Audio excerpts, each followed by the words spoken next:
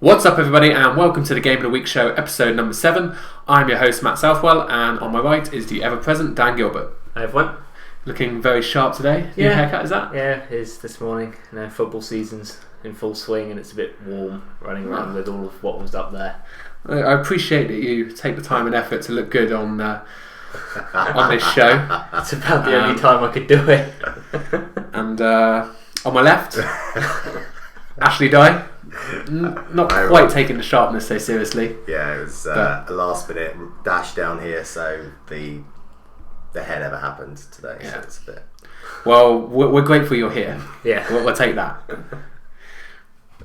Right, to those of you out there that are not aware of what the Game of the Week show is, it's 3 friends sitting around this table every Monday to discuss the latest topics of breaking news in the gaming industry. We'll then close out our show with our featured Game of the Week. Okay, so let's get straight on with the news. And the first item on our list this week, and it could appear that a new Rock Band game may be coming to us sooner rather than later. Harmonix have released an online survey for their fans to give them a gauge of how often they play Rock Band and whether or not they would be interested in a new Rock Band. So guys, this game, it was a huge success about 5 years ago, kind of died away. Do you want another one, and do you think the market would accept another one? I think there's always a place for it, isn't there? I mean, like now you've got your new generation, that's more what they're looking for, isn't it? It's like taking it to the next stage with the new consoles that are out there. Would I get it? Probably not as a single player sort of game situation. I mean, if you're going to have friends around regularly, that's the sort of thing you want it for, isn't it? Yeah. It's just touched on sort of, not only have you got obviously the new generation of console, but I think it's been long enough now that you've got a new generation of players. Yeah. So and not only that, obviously you've got new music, more music. You've got plenty of 5 years of music to choose from to stick on there as well. Yeah. So I think so. I never really. I haven't got Rock Bands, but I was a big fan of the sort of DJ Hero. Quite similar, but that was brilliant, absolutely brilliant. No, they were really, really good fun. I mean, I had Rock Band. I will admit, I ordered it from the States because when it came out in the States first, and there was no announcement of whether or not it would ever come to Europe. And well, you guys know how impatient I am. Yes. So I was like, I'm not waiting for this. So I ordered it. I then had to set up a US PSN name, and then I had to get a US virtual credit card so I could then buy the songs. So I was. Yeah, I was a cool teenager. Yeah. But no, it was, like Dan says, like as a multiplayer experience, it was great fun. Yeah. But it kind of faded away. The first unit, I think it sold like over 4 million in its first year, and then by the time Rock Band 3 came along, it sold about half that. So it was a hugely successful franchise. I think it revenued over $1 billion, but you saw it fade away. You say there's 5 years of music, but those kind of early noughties was when rock music was kind of coming back again, whereas now that's not really what's out there. Yeah. And the biggest thing is those damn peripherals. Like, I got a cupboard full of them. I don't want more. But that's my opinion. I'll be interested to see. Well, we'll see. I mean, obviously it's still very, very early days, but I think potentially it could. But they've got to look at it from a commercial point of view and decide whether it's worth doing, whether it makes commercial sense. Yeah. I think that's why it's good they're being sensible in putting this survey up, basically asking people, would you buy this game? Yeah. Which is a very sensible. Not enough studios kind of do that to their fans. They obviously probably test behind the scenes, but it's good that they're asking people, would you buy a new game before deciding to do it. But we shall see. The one problem you have with something like that is you put out the survey, everyone says, yeah, I'd buy it, and then when it comes out, everyone goes, nah. But that is always the danger. But like Ash said, it's a long way off, so we'll just see how it develops. Yeah. Okay, so number 2 on our list, and this week there was a release statement from Naughty Dog that appeared that maybe The Last of Us 2 could be in the works. A quote from Arnie Meyer said that it would be a disservice to ourselves and fans not to explore options of continuing the franchise. Now guys, let's be honest, that game, The Last of Us, it was such a big success. there was always going to be a second one, you know. Yeah, I think that was inevitable. I mean, I can't comment too much on it because I did stop playing it on the PS3 when I found out it was coming out on PS4. So I thought I'd rather play it from the beginning again on the PS4, which of course is this week. Yeah. I mean, like the way the game ended as well, it's got the possibilities of, I'm not going to go into any spoilers up here, but it's got the opportunity of either you pick up a story from a perspective or you just take that world and just take new characters. So, there's lots of different ways. They've got the options there. It doesn't have to be picking up straight from the original game. Yeah, no, that was actually, she went on to talk about how it comes down to exploring certain things that are interesting in that universe. There's no mention that it would be a natural progression of the story. You know, I mean, these are just two people in this broken world, whereas obviously they could pick up another person in another city in another country. You know, because from the game it appears that it's like a worldwide kind of issue.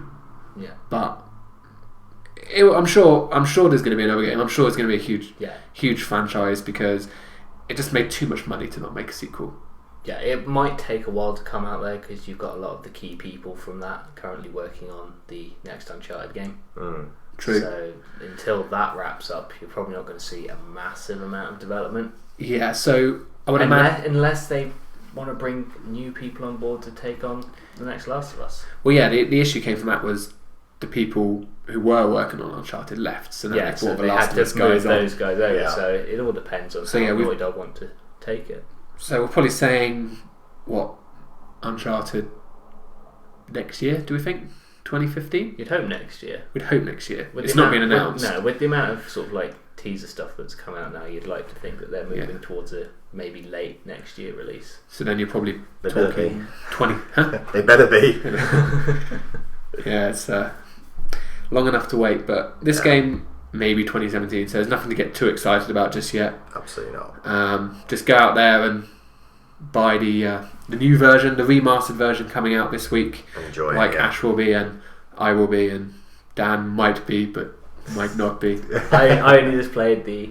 Yeah, I know you only played it a couple of weeks ago. It's hard to pick it up again. But yeah, go out, enjoy that game. It's a great game, and hopefully we'll see more in the future.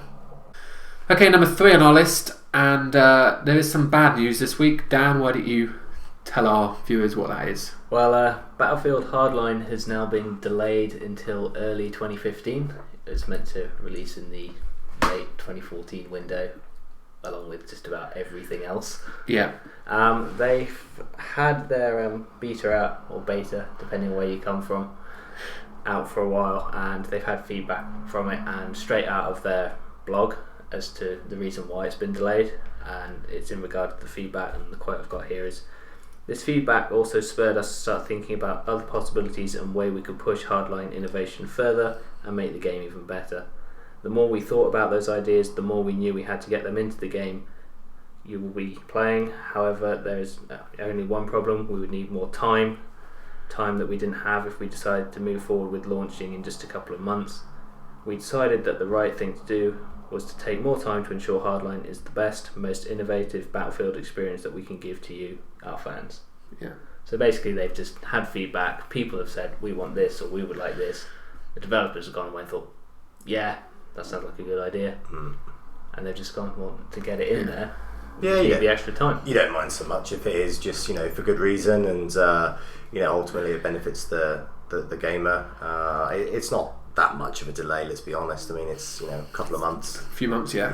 And it's the fact that it's come off fan feedback. Yeah, no, it's not so much the game is broken, we need more time. It's we've heard what you've said, you would like this, therefore to get it in there, give us a couple of months and we'll get it in, and you'll have the game you want. But even if the game was broken, then them taking more time, that if a game's not working how they want it to or how fans want and they delay it, that's good. I think people always get upset about game delays, but at the end of the day, if it's for the benefit of the game, I'd rather get a 2015 game, like March 2015, and get a game that's like an 8 or a 9, rather than get a 5 or a 6. Yeah. It's for the benefit of us. There's enough games coming out this year that people won't miss it, and fair play to EA for saying this product's not good enough. We'll wait a little bit longer. We'll put more money into it. We'll wait a little bit longer before we sell it because we want you guys to have a a good game. So yeah, sad news, but hopefully in the long run it will be for the best. Yeah. Okay, so number 4 on our list, and this week it appears that the Uncharted movie is finally progressing. There was a confirmed release date of June 2016. Yeah. Excited, Danny? Oh yeah. But the interesting thing is there is still no cast. Yeah. So there's a film that's coming out in 2 years. They don't even have a cast, which means obviously they haven't done any filming. The window might be a bit of a bold prediction. I think it's ambitious. It is ambitious, but more importantly, just focusing on the cast. Who would you want? Or one, do you think the film will be? It's right to be making a film of Uncharted, and 2, who would you want to be Nate and Sully? I think it's a game you can convert into a film. I mean, you look at Tomb Raider, okay, maybe not the best films, but it's a similar kind of concept that if you do it right, it'll work. If you do it wrong, you'll end up with a heaping pile of you know what. Yeah, I mean, but I wasn't a big fan of the Silent Hill film. There's been no good video games yet. No. But there's always room for the first one. Yeah. That's it. It's got the background behind it that it can work, just based off other films out there that have a similar sort of genre about it. But in terms of who would play the leads, I don't really know. I mean, like, I've seen a lot of internet chatter about Nathan Fillion being Drake. Yeah. I kind of feel he might be a bit too old for that role now. Yeah, well, he's in his 40s? 40s? Yeah, early 40s. I mean, like, chat about this movie's been going on for years. So when his name was first thrown into the ring, kind of thing, it's just like he's probably the right age. Yeah, and then it's just progressed year on year without anything really happening. And as nature is, he's got older. Yeah, as it's gone by, and now I wonder if maybe middle-aged Nathan Drake. May not be right. It looks like it's going to be, like you pointed out to me off screen, that it's going to be Drake's fortune. So it's going to be his when he's younger, not necessarily his origin, because he had done stuff before Drake. Yeah.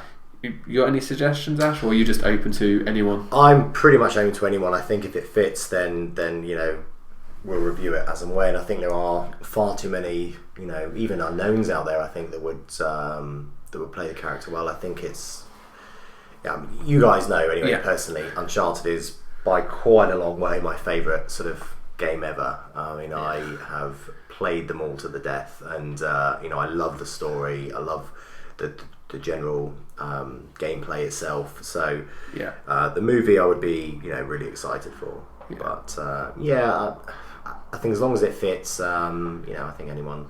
Yeah. Well, I'll just throw a couple of names, and then we'll end the segment here, just for our viewers to kind of mull over and probably strongly disagree with me. But for Nate, I would go with Colin Farrell. I think he's of a decent age. He's in his 30s. He's shown that he's a really good actor. He's got good versatility. Done a lot of different type of roles. He's done the mainstream films. He's done the indie films. And I just really like him. I think he's a cool dude, which you kind of need. And then for Sully, I would say J.K. Simmons would be the obvious choice. He looks exactly like Sully. We've seen from his role in the Spider-Man films that he has that kind of he rocks a good mustache. And you know, he also has that kind of that strong personality, and I just think he's a good actor as well, more importantly. And I think he could fit the role well. You need someone who's got that sort of fatherly role as well, don't you? Someone who can adapt to that as well, because you know, it's. And the good thing is, I mean, with doing this and basing it around a story that already exists, you know exactly what sort of character you're looking for, which I think really helps. Then it's all going to come down to the screenplay and the direction of the film. I'm not sure who's actually writing this, but Seth Gordon's directing, and he's not like known for being done loads of quality films, but he did do a film called The King of Kong, which is a documentary about basically following two guys in their pursuit of the world record for Donkey Kong score, which is actually a really good movie, which obviously shows he has maybe like a heart for gaming. So hopefully he'll take this in the right direction. No, that'd be good. Okay, number 5, and the final item on our news story this week. Wasn't actually going to be on here, but I read it this morning. I thought it was quite funny, and so I included it. Best Buy in Canada inadvertently put the Xbox One up for sale for only $45. Yeah, someone's getting fired very soon. They did obviously take it down very quickly, but I'm sure there's probably a couple of people out there which managed to get this fantastic deal. Guys, would you have bought an Xbox One if it had been $45? I think I Yes. could have. Yes. I could have stretched. But no, have you ever got a deal that good? I bought a new telly a few years ago, and they gave me a better model than what I'd actually paid for. Okay. So that was quite nice. So yeah, that wasn't so much like them saving money on them, but they just gave you the wrong model. So They accidentally gave me the model, the 3D version or whatever it was, instead of the non 3D version. Okay. There was a few other extras to it. I think it was an extra for the £600, and they just gave me the wrong box. Whoops. Yeah. Oh, well, good for you. Yeah. Dan, you ever had anything? No? Never been that lucky. No, not me. Yet. I always read these stories, and I'm like, oh, that guy at that time. There was a story as well. I remember once when the PS4, not PS4, sorry, PS3 when it was first released went up, like Amazon was selling them for like 30 quid or something. Yeah. But that went down very quickly as well. But yeah, one day, that's what the internet's there for. Yeah. Find the bargains. But those lucky Canadians. Okay, so now it's that time of the show where we discuss our game of the week, and this week we're going to be talking about Housemarque's Resogun. Now, this game was originally released as a release title for the PS4. It was the first game that was free on the PlayStation Plus subscription, and in the last week they've also released an update with some additional features, which is called Resogun Heroes. So that's what we're going to be talking about today. Now, guys, you already know from off camera, I'll tell our viewers as well, how much I love this game. This game still is, in my opinion, and as it's my opinion, it is right, the best new gen game that exists, because it has everything you want in a video game. Anyone want to wouldn't go that far. I mean, I think it's a good game, but I don't know if I go as far as to say it's the best game. Name a better game that's been on new gen. I can't, because there you go, because it's you put me on the spot. Well, anyway, there we go. I don't know. No, I know you've played this extensively, and I know you. I think you phoned me to tell me you'd got the platinum when you did eventually get it. I did. It was my Proud. It was my second platinum after Infamous, because basically I got my PS4 initially for Infamous, platinum that, and then after that I picked up this game, which I will add, I didn't realise that you could download PlayStation Plus games before you actually had a PlayStation. Okay, yeah. So I didn't actually get this game for free. I paid the full £12 or whatever it was. But it was worth it. You have, for anyone out there that just, before we kind of get lost in our ranting and conversation, give you a bit of background of Resogun. Basically, it's kind of like to put it in simple terms, maybe almost like a next gen kind of Space Invaders. It is. I would say, yeah. It's a retro kind of. Yeah. It's a 3D world, but it's side scrolling. Effectively, the world is circular, never. So you fold it around in circles. You can choose 3 different ships: the Nemesis, the Ferox, or the Phobos.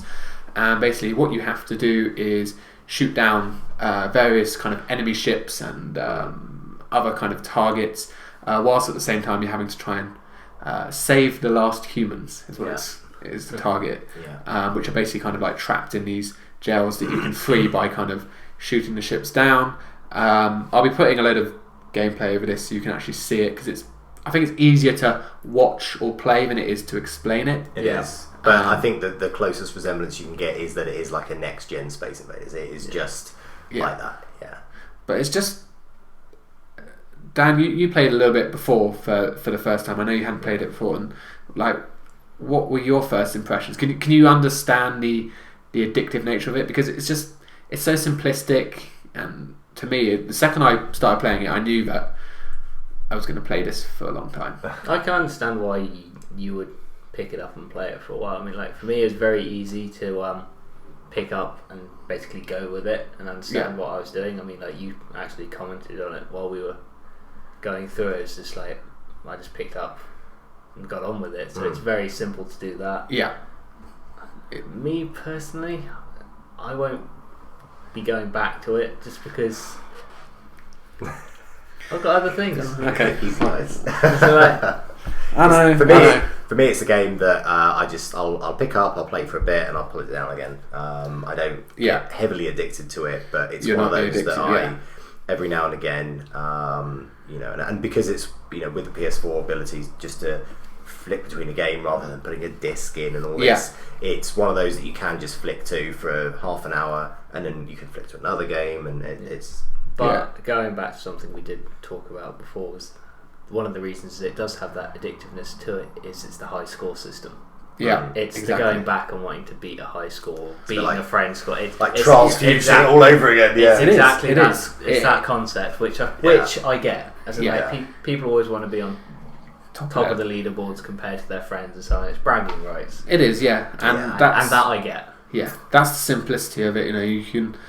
There are 5 different levels within the game, which are broken up into 3 stages each, and they kind of finalise with like a boss battle. That's like kind of retro. That's Sonic, isn't it? You do 3 stages of each world, and that ends with a boss. So it's similar to this, but you can just play one world. And it's over in 5-10 minutes. Yeah, I think or you can try and play the whole game and be there for hours. The addictive nature came for me.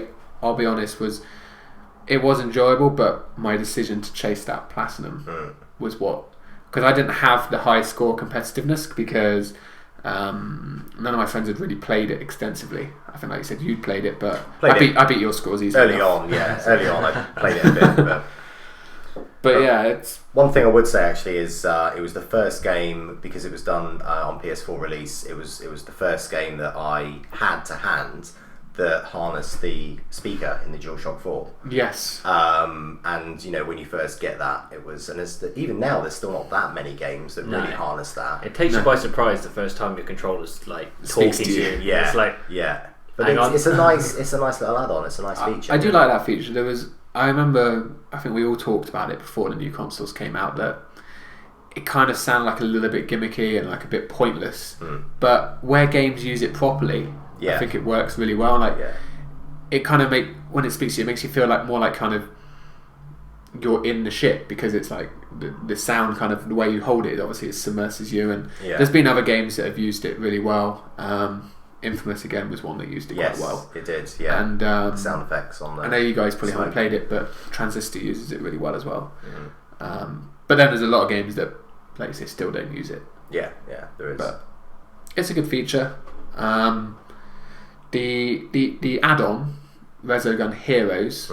I know obviously you won't have probably played it yet. Not played it yet, no. But that came out, I think 1 week, maybe 2 weeks, I might be wrong, ago, and it was £4. So it's worth it's £4. It gives you 2 new modes. One is called Survival, where basically it's the same concept. You're saving humans, you're shooting all the ships, but effectively it's a never-ending battle, and you have one life and you survive as long as you can. It's broken up into stages again, but there's no boss battles that I ever reached anyway. So it's kind of like a horde mode. Yeah, it's just survive. It's kind of like the I suppose where you have the zombie modes in Call of Duty. It's just you're there, survive as long as you can. Yeah. I was saying to Dan, I've so far got to day 2, which is 6 stages, because they're 3 each. The guys on top of the leaderboard got to day number 16.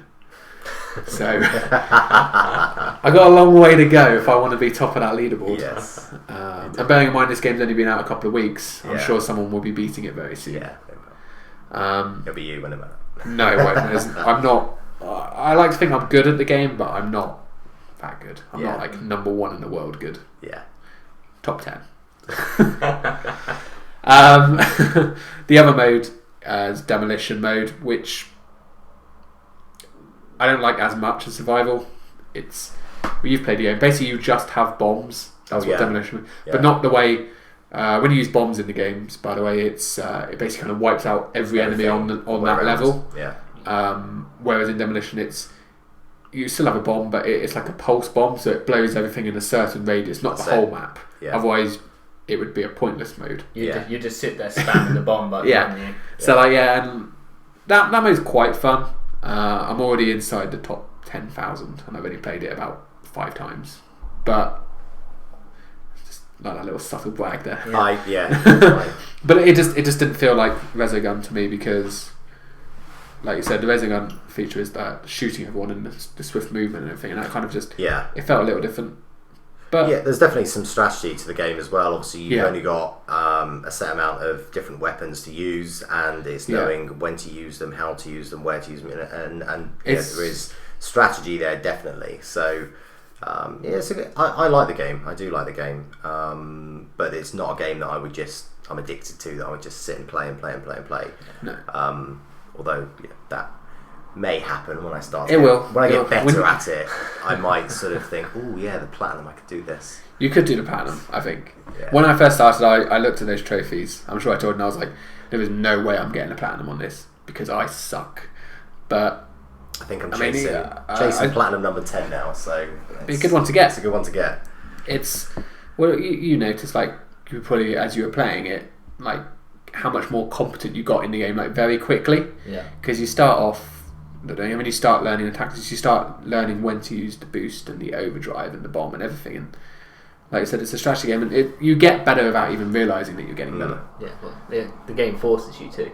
It just changes the circumstances you're up against. Yeah, through progression. You have to adapt, otherwise you're not going to progress. No. But there we go. But it's a good game. I've got nothing negative on the game itself. For anyone out there, you've probably watched me in action overview, and you've listened to our comments, and if you haven't checked the game out, even though you missed out on getting it for free, I would say it's easily worth the £12. As Ash says, you can just pick it up and play it for an hour. It's really easy to play. It's great fun. It looks beautiful as well. We haven't even touched on that actually. We haven't. Like kind of the colours and everything. Extremely vivid as a game world. And what I will say, because it is effectively just really the twin sticks, it works very easily on the Vita. Like I've played this game in bed, like on my Vita, and some games addicted. Yeah. Well, sometimes the girlfriend's like, "Oh, you're gonna come to bed?" I was like, "Fine, I come to bed, but then just get the Vita out." It's like, well, I'm in bed. What more do you want? But yeah, no, it works really well on there. There's some games where they use a lot of the shoulder buttons, and I found it maybe a little bit more difficult because we've talked before, haven't we? That it's only got 2 shoulder buttons. Yeah. But it works really well on the Vita and really easy, and it's a lot of fun. And now with the update, if you buy the update, you can get the ship creator, and you can create anything in the world. Yeah, like people have created Superman, the Millennium Falcon. There's a Stephen Hawking ship. Unlimited potential. Yeah. And a lot of fun. Okay, guys, so there's our final opinions there on Resogun. Make sure you buy. For fuck's sake, Ash. For fuck's sake. Really? I'm trying to be professional here. 30 seconds. Just wait 30 seconds. No, put that down. Wait. Okay, guys, so there's our opinion. No, start again. No. You don't have that now. Yeah, we're having that. No, you don't have that. That's in. It's in. It's in whether you like it or not. And this is in now as well. Unlucky. So there you go, guys. There's our opinion on Resogun. And we've just seen Ash embarrass himself on camera. Very happy about that. You're a dick. If you like that video, please do like and subscribe to our channel. If you've got any comments to make about Resogun, if you agree with me, please let me know, because you are right, and therefore we will get along fine. If you've got anything else you want to comment about, please do leave that in the comments below. For now, Dan. Cheers, Matt. Ashley, thank you. Are you going to be back next week now? Probably not. You're probably going to sack me now after that episode. But anyway, until next Monday, we will see you later. Cheers.